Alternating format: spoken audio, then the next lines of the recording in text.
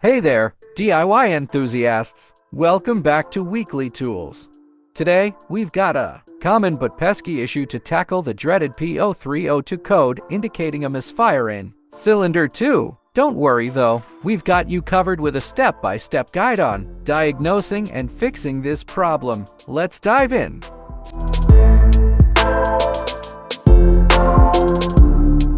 So, you've scanned your vehicle and got the P0302 code. What does it mean? Well, it's quite simple. The P0302 code specifically points to a misfire in cylinder 2 of your engine. This misfire can be caused by various factors, and our goal today is to identify and fix the issue. Before we start, let's gather the tools and materials we'll need for this job. You will want a code reader or scan tool, a socket set, a spark plug socket, a spark plug gap tool, a torque wrench, and replacement spark plugs. Make sure your engine is cool before you start working. Now let's talk about how to fix P0302 code.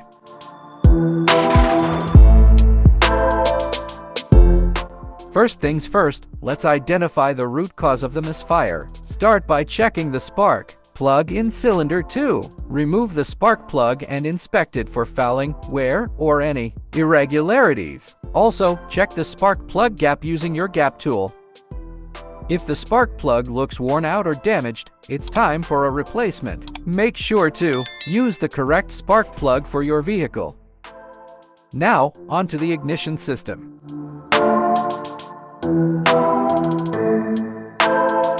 Check the ignition coil for cylinder 2. Inspect it for any visible damage or cracks. If you find any issues, it's best to replace the ignition coil. Additionally, check the spark plug wires or ignition cables for signs of wear or damage. If needed, replace them as well. A misfire can also be caused by issues in the fuel system. Check the fuel injector for cylinder 2. Ensure it's clean and functioning properly. If you suspect any issues, a professional cleaning or replacement may be necessary. After addressing the issues, it's time to clear the trouble code using your scan tool. This will reset the engine control module ECM and allow you to see if the problem has been successfully resolved. And there you have it, a comprehensive guide on diagnosing and fixing a P0302 code. Remember, if you're unsure about any step, consult your vehicle's manual or seek professional help. If you found this video helpful, give it a thumbs up, subscribe for more DIY guides, and let us know in the comments what other car issues you'd like us to tackle next. Thanks for watching, and happy fixing!